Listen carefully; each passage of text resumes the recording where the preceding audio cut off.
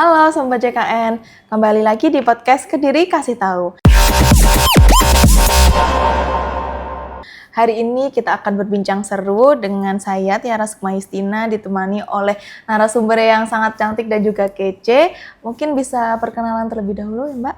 Ya, terima kasih Mbak Tiara. Baik, perkenalkan nama saya Roro Aiku Sumawardani. Saya staf EP3RS KC Kediri. Nah, Mbak Roro nih sebagai staf EP3RS. EP3RS itu sendiri apa ya Mbak? Mungkin bisa dijelaskan? Oh iya, untuk EP3R sendiri itu singkatan Mbak Tiara. Jadi ada EP3RS, Edukasi Penanganan Pengaduan Peserta di Rumah Sakit, seperti itu. Jadi memberikan edukasi kepada para peserta gitu ya, Iya. selalu berkeliling di rumah sakit gitu. Iya. Nah mungkin sebagai pemberi informasi atau edukasi pastinya kan bertemu dengan banyak orang nih Mbak. Nah mungkin bisa diceritakan nggak suka duka atau pengalaman unik terhadap orang-orang yang ada di rumah sakit gitu. Baik, untuk pengalaman unik sebenarnya banyak sekali ya, apalagi kita berhadapan langsung dengan pasien dalam kondisi yang sakit dengan mungkin dari latar belakang keluarga yang berbeda, kemudian pendidikan berbeda, suku berbeda, seperti itu.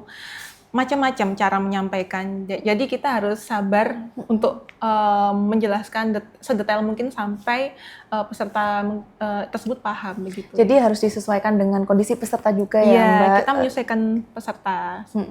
Dan kita sebagai pemberi informasi memang juga harus sabar sampai si peserta itu memahami terhadap apa yang mereka ingin cari tahu Iya, gitu ya. betul. Nah, kita kembali ke tema nih. Hari ini kita akan membahas mengenai BPJS 1. Pasti kan BPJS 1 ini juga tugas dari staf EP3RS ya Mbak. Iya, betul. Boleh dijelaskan BPJS 1 itu seperti apa?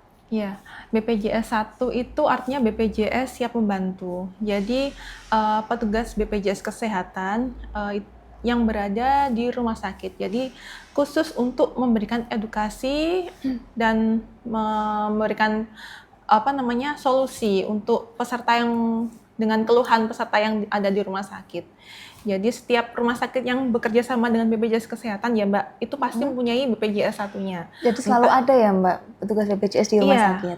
Iya ada. Tapi itu kita lihat dari itu Mbak, jumlah dari BPJS 1 dan jumlah dari rumah sakitnya. Kebetulan kalau di rumah sakit di kantor cabang Kediri itu ada 44 rumah sakit dengan jumlah BPJS 1 8. Jadi kita membagi jadwal Mbak. Satu hari di rumah sakit A, besoknya rumah sakit B, seperti itu.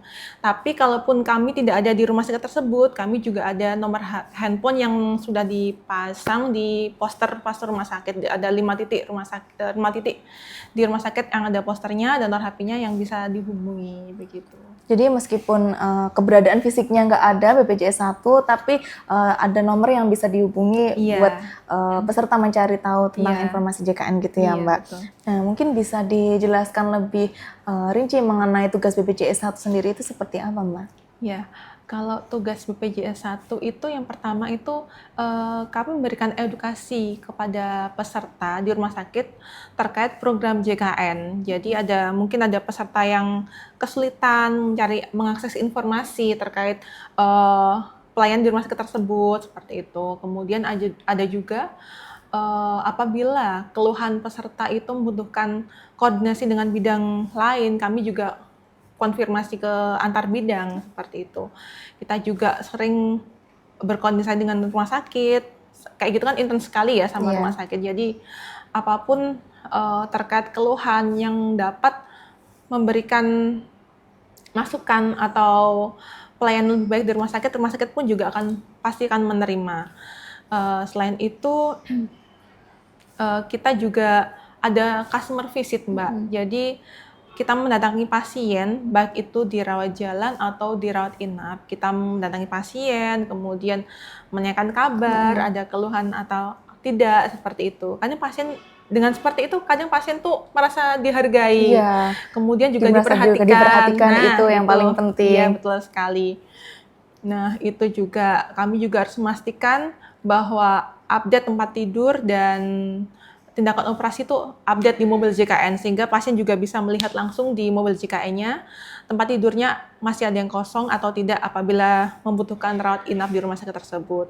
Selain itu juga kami ada itu Mbak, aplikasi SIPP.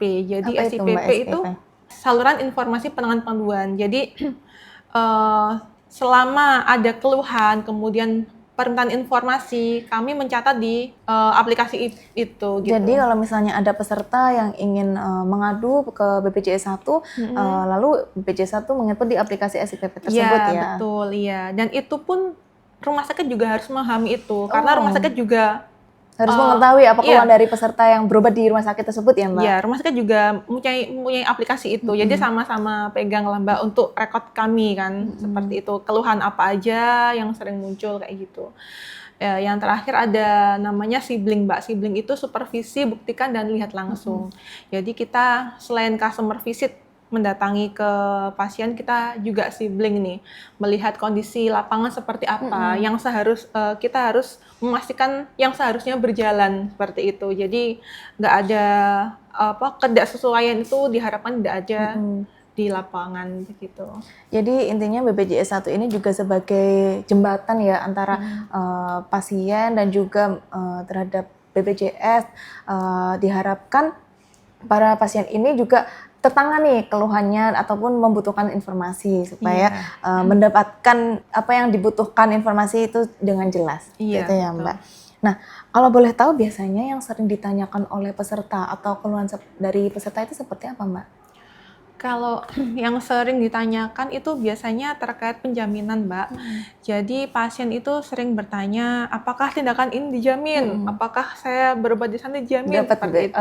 Iya. ditanggung oleh JKN atau enggak gitu ya? Iya, yang pasti kalau peserta JKN apabila menggunakan layanan BPJS Kesehatan, segala tindakan sesuai prosedur dan indikasi medis pasti dijamin ya Mbak. Pokoknya sesuai indikasi medis Sesuai dan alurnya. dan ketentuan yang berlaku itu pasti dijamin begitu.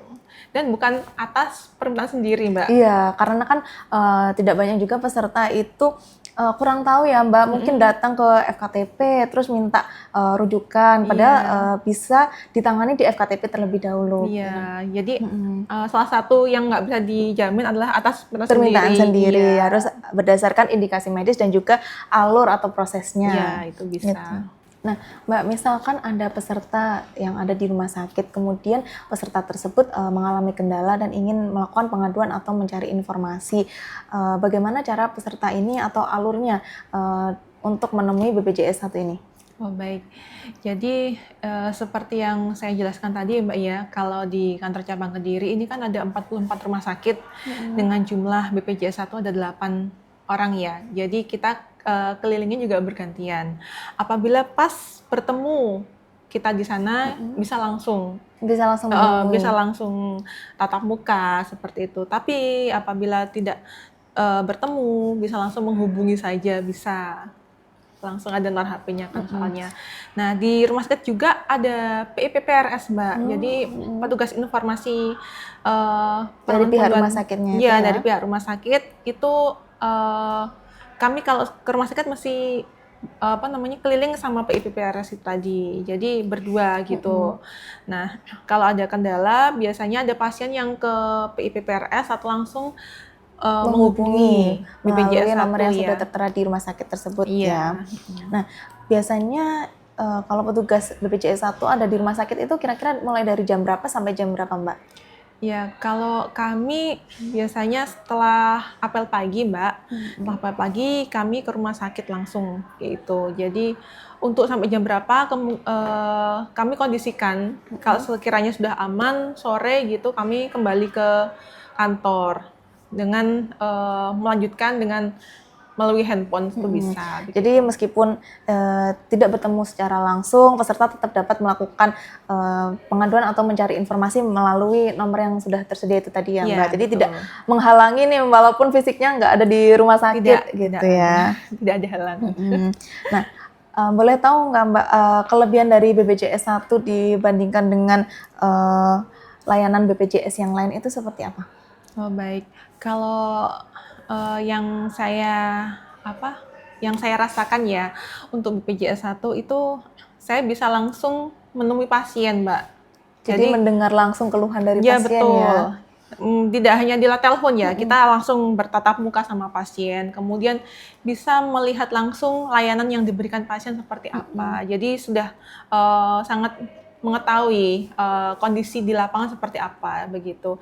Kalau mungkin BPJS BPJS lainnya juga sangat bermanfaat ya. Cuma bedanya kalau kami langsung terjun ke layanan kesehatan, jadi tahu kondisi seperti apa gitu. Dan juga memudahkan dari para peserta atau pasien karena bertemu langsung bisa mengungkapkan nih apa yang sedang terjadi atau permasalahannya gitu ya. Iya, karena biasanya pasien juga bingung, Mbak. Dia mau mengadu harus bagaimana mau caranya, kemana, mau tanya kemana, kayak gitu. Apa harus ke kantor BPJS yang mungkin iya. jauh gitu ya, kayak gitu. Jadi kehadiran BPJS ini cukup membantu dan sangat membantu sih pastinya. Iya, sangat. Nah, sebagai kalimat terakhir nih Mbak, apakah ada imbauan atau harapan atau kalimat penutup dari Mbak Roro kepada Sobat JKN? Baik, harapan saya semoga Sobat JKN tetap sehat ya. Kemudian pastikan untuk kartunya tetap aktif karena kita tidak tahu sakit kan bisa datang kapan aja. Nanti kalau kartunya aktif, kita sudah aman ya Mbak untuk melakukan pelayanan kesehatan. Nah, yang satu lagi nih, jangan sungkan-sungkan menghubungi BPJS 1 apabila ada kendala atau kesulitan di rumah sakit, seperti itu. Baik, terima kasih Mbak Roro sudah meluangkan waktu untuk berbincang-bincang hari ini.